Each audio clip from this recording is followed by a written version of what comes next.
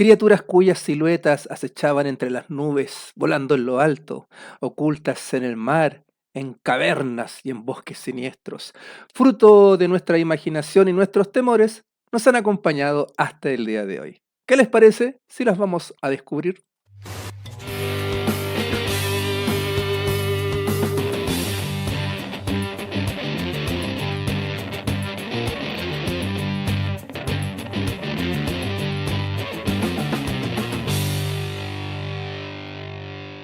Aquí Marcelo Ex, su amigo, laboratorista dental, guionista, comunicador, y hoy vamos a hacer un viaje por la historia de los dragones, sí, aquellas criaturas que nos han fascinado de siempre. Yo creo que si hacemos un ranking de las criaturas mitológicas más populares, sin duda que los dragones arrasan, así se llevan todos los premios. Así que vamos a revisar un poquito de historia, vamos también a ver su impacto en la cultura popular y, por qué no, en nuestras vidas.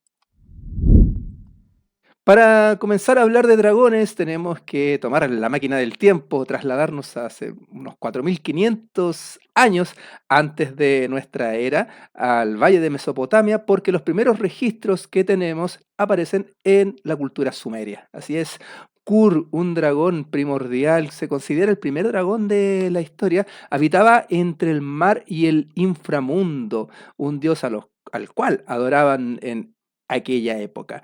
También en otros lugares, en la Babilonia, estaba custodiando la puerta de la diosa Ishtar, Muchuzu.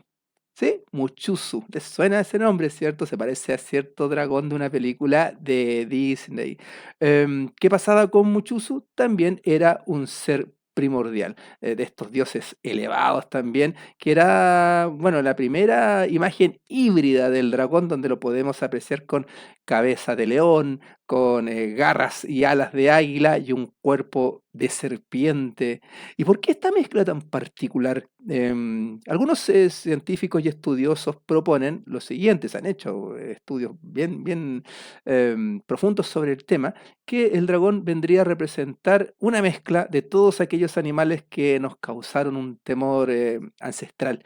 Por ejemplo, el león o el leopardo eran animales que durante el Pleistoceno atacaban y se comían a nuestros ancestros cuando recién se estaban bajando de los árboles. También en aquel periodo se tiene registro fósil de águilas enormes y pruebas que también depredaban a aquellos seres humanos antiguos. ¿Y qué decir de las serpientes, o no? Ese temor ahí primordial a las serpientes que se tiene, todos les tenemos como un poquito de cosa, incluso cuando en audiovisual se les evita mencionar, se les llama la bicha. Entonces ahí están estas tres criaturas de temor ancestral, leones, leopardos con garras y dientes, águilas gigantes y serpientes que se mezclan para dar un poco forma a este dragón. Bueno, siguiendo con este recorrido de dragones antiguos, también la figura de Tiamat también, una criatura que habitaba en los mares primordiales cuando recién el mar se estaba comenzando a formar, también parte de la cultura babilónica de hace unos 4000 años atrás. Esta criatura también era parte esencial de los escritos que nos han dejado hasta el día de hoy. De ahí nos pegamos un salto a Egipto, donde teníamos varias representaciones de dragones, donde destaca Apophis, esta enorme serpiente que está persiguiendo constantemente a Ra para devorar al sol. Y de ahí también vienen las concepciones de los eclipses, o vienen estas interpretaciones de fenómenos naturales que se le atribuyen a estas criaturas míticas. También está el Uruboros, que son estas dos serpientes que están entrelazadas una comiéndose a la otra, que simbolizan la eternidad, el ciclo de lo que termina y comienza de manera constante. Ya después los dragones se encuentran presentes también en la cultura china. Hace unos 4500 años atrás tenemos los dragones de Jade, que son las primeras representaciones artísticas de dragones que se han encontrado. De ahí, ¿para qué decir lo que ha representado el dragón en la cultura oriental? Dándosele también atribuciones míticas, de sabiduría, en Japón sobre todo, donde el dragón es un ser también sabio que hace que el hombre pueda alcanzar niveles mucho más elevados de iluminación. Y así el dragón pasa de los mitos pasa de las religiones a nuestra cultura popular. Y es así como tenemos varias formas en la que está presente, desde los libros, las series de televisión y, por qué no decirlo, el cine. También los videojuegos, obvio, está plagado de dragones. Pero para nosotros los que vivimos en los 80, yo creo que debemos recordar a Tobías, el dragón chiflado, de una serie de la productora Rankin Bass del año 1970, la cual vimos acá en nuestro país en aquel entrañable pipiripao del gran Roberto Nicolini. Roberto, un abrazo, aprovecho de enviarte, gran amigo. Y vimos esta serie muy simpática. ¿Y de qué trataba? Bueno, Tobías, a diferencia de otros congéneres, era un dragón bastante pacífico. Le gustaba tomar el té, leer poesía, y cada vez que alguien llegaba a retarlo o a hacerlo parte de un torneo, él evitaba la confrontación, ¿no? Era un pacifista absoluto. Pero lo más divertido, que cada vez que terminaba el capítulo aparecía una pequeña niña rubia que le decía: "Te quiero mucho, dragoncito", y le ofrecía un ramo de de flores, de margaritas. ¿Y qué pasaba con las margaritas? Tobías era alérgico a las margaritas, entonces terminaba estornudando y ¡pua! Quedaba la escoba siempre. Terminaba quemando a medio mundo sin quererlo, este dragón chiflado.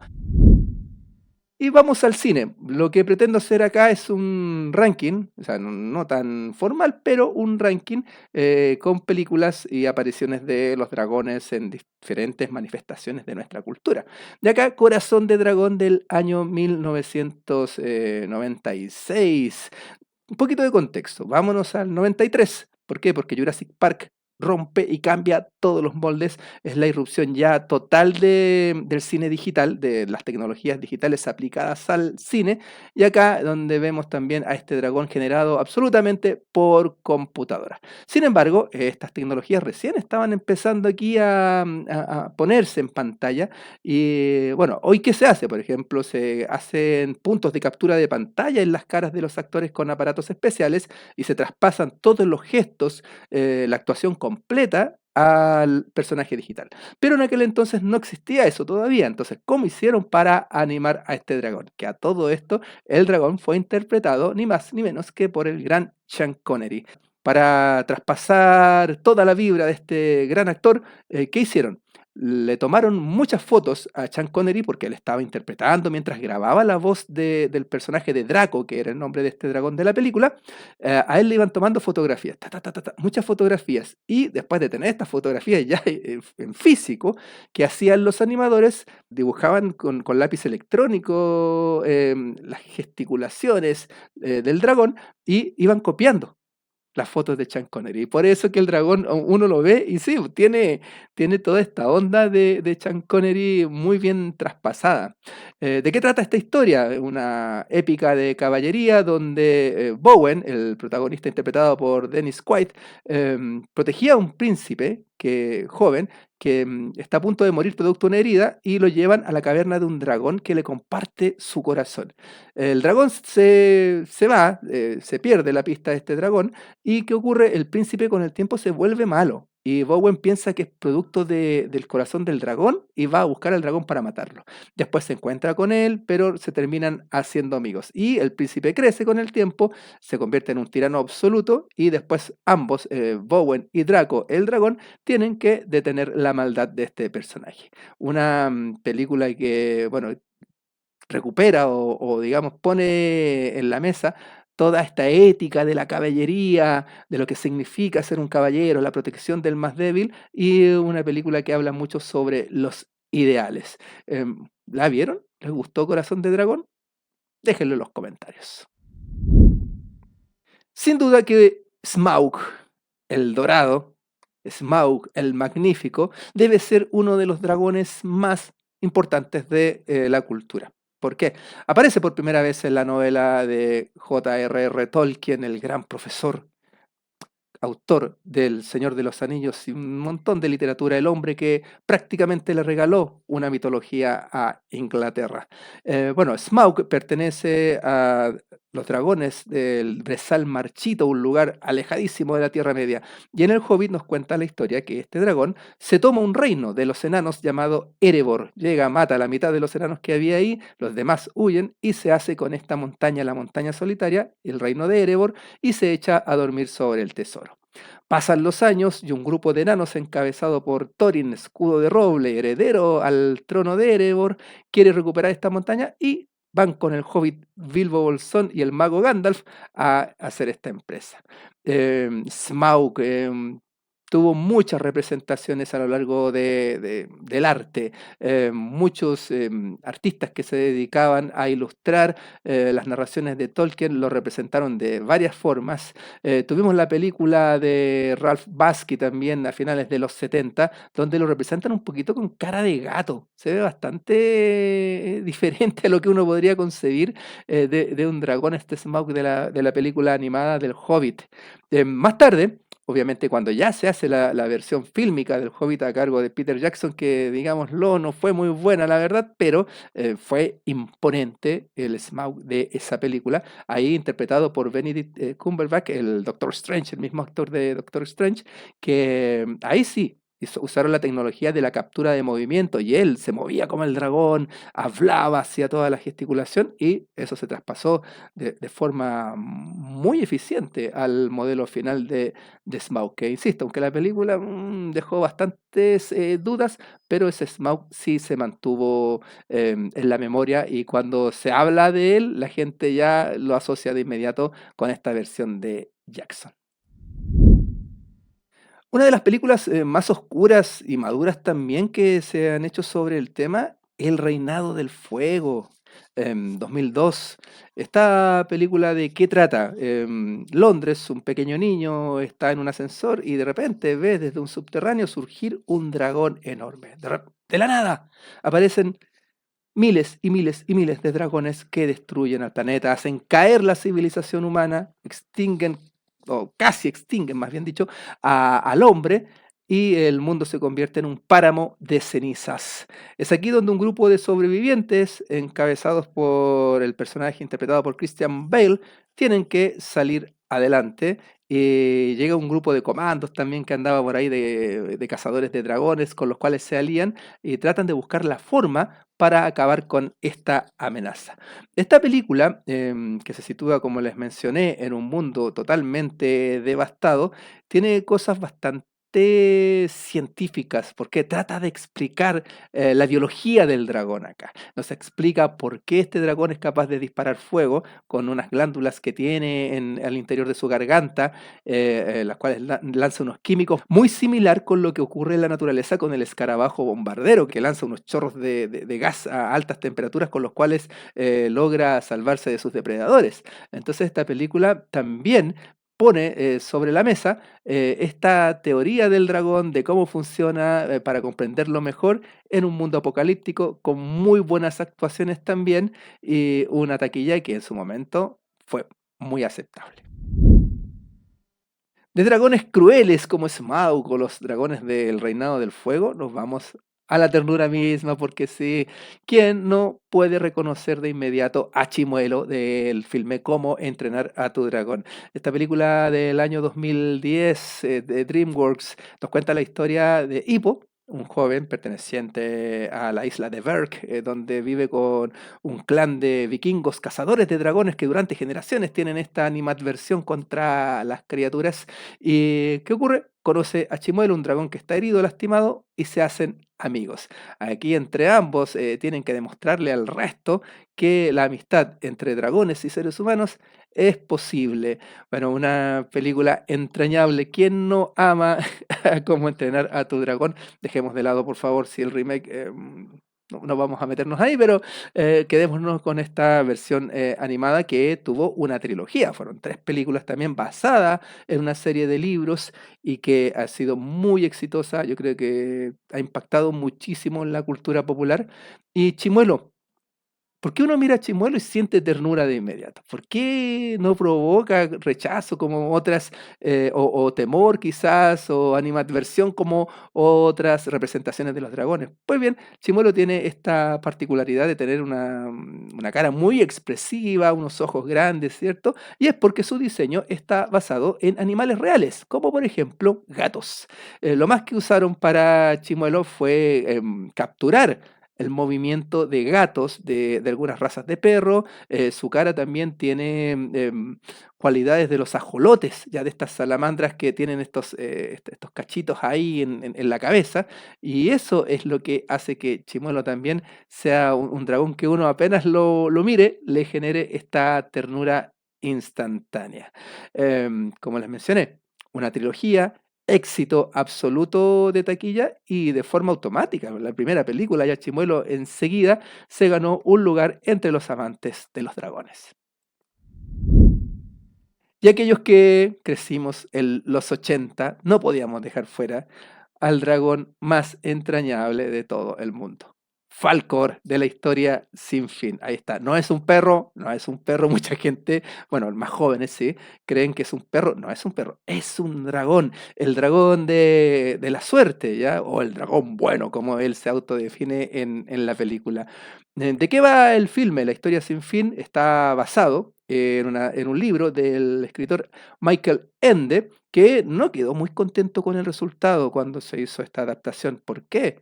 Eh, Hubo muchas diferencias entre el libro y la película, demasiadas licencias que a su juicio se tomaron los productores y que no permitieron que su obra se traspasara como él tenía pensado. Es más, fue tal su enojo que no quiso estar en el estreno, no se presentó y trató que se le desligara completamente de esta adaptación cinematográfica. Pero bueno, la historia nos cuenta que en un mundo llamado fantasía, la oscuridad, la nada, comienza a devorarlo todo. Y para salvarla, la princesa de fantasía, que hace, convoca a Atreyu, a un joven, para que pueda destruir o salvar al mundo de fantasía. Y todo esto pasando en paralelo con Sebastián, que es un niño que está leyendo todo esto directo de un libro hermoso. Miren, y adornado con el Uroboros en la tapa, esta serpiente egipcia este dragón egipcio que habíamos mencionado al inicio. ¿Ya? Todo se entrelaza, ¿cierto? Algunas de las diferencias que manifiestan el libro y la película. En el libro, por ejemplo, Atreyu y Falkor se conocen de una manera muy casual. O sea, Atreyu estaba en peligro y aparece Falkor desde el cielo de la nada, sin ninguna presentación ni atisbo, y lo rescata. Sin embargo, en el libro es Atreyu quien salva a Falkor, que estaba prisionero de una araña gigante que se lo iba a comer, lo tenía enredado en su tela, y Atreyu es la persona que llega ahí y conoce a Falkor para rescatarlo. Entonces, bueno, esa es una de las cuantas diferencias. 1984, recuerden, no había efectos digitales, todo era práctico. Entonces, ¿qué pasó con Falcor? ¿Cómo lo hicieron?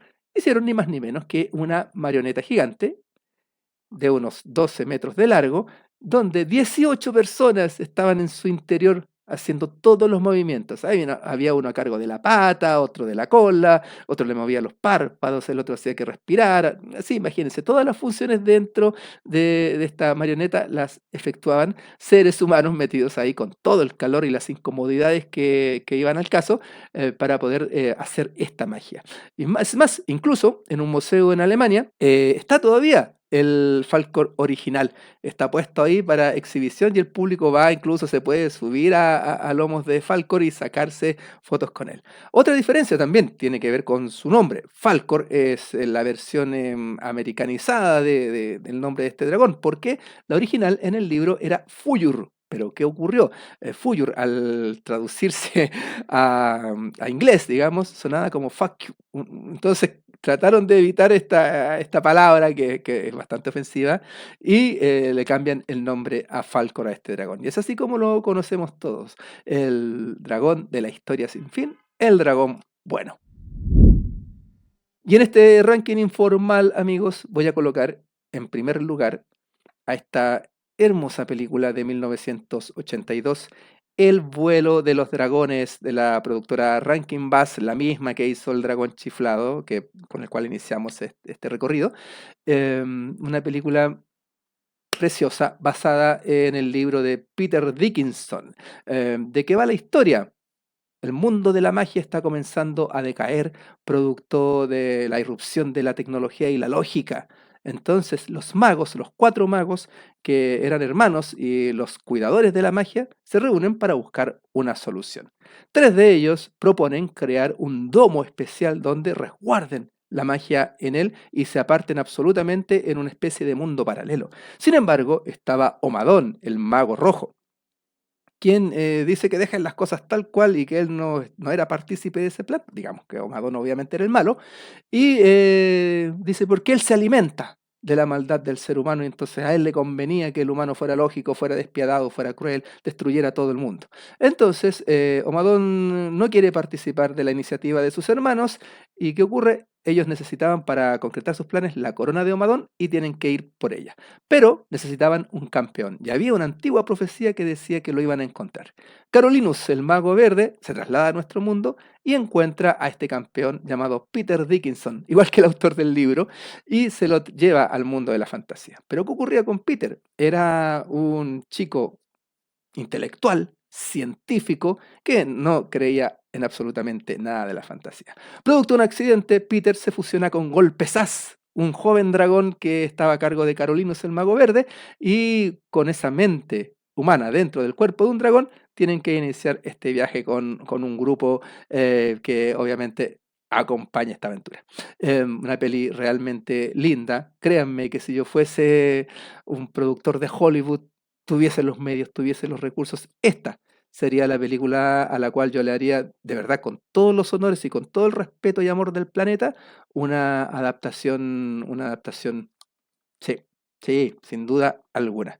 Bueno, esta peli ganó varios premios y nos enseña también varias cosas, porque como Peter era una persona lógica, también se da el tiempo para dentro de la trama, entre peleas con ogros, gigantes, otros monstruos, se da el tiempo para explicar también la lógica tras el vuelo de los dragones. Explicaba ahí que ellos tenían que comer piedra caliza para que esa piedra, producto de los ácidos estomacales, produjese hidrógeno que elevara a los dragones.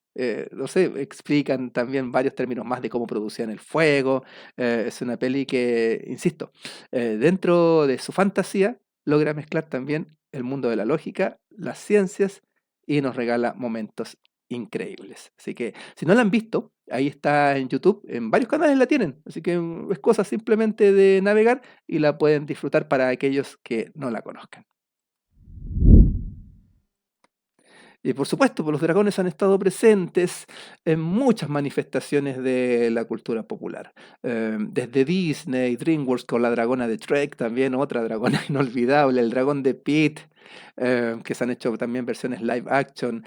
¿Para qué decir Hayao Miyazaki? En sus películas siempre ha tenido el dragón como figura principal. Animes también, como Dragon Ball. Shenlong, el dragón que concede los deseos, ¿cierto? Las esferas del dragón. De hecho, la serie lleva Dragon Ball, su nombre. Entonces, el dragón sí ha estado presente siempre, siempre en todas las culturas, en nuestro imaginario. Es parte de nuestra imaginación, de nuestra capacidad de crear mundos fantásticos.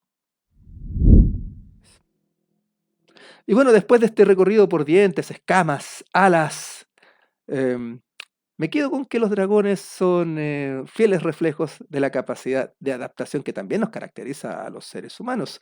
Pasaron de tablillas sumerias a páginas de libros, a pantallas de cine y a pantallas de videojuegos digitales. Y así también nosotros estamos llamados a hacer estas adaptaciones cuando la vida lo requiera. Bueno, amigos míos, hasta acá nuestra cita de hoy. ¿Les gusta algún dragón en particular? Obviamente se me quedaron muchos en el tintero, así que déjenlo aquí en los comentarios, activen la campanita, compartan el video para que nos sigamos sumando a esta comunidad. Hasta acá su amigo X, les mando un abrazo gigante y disfruten de la fantasía siempre.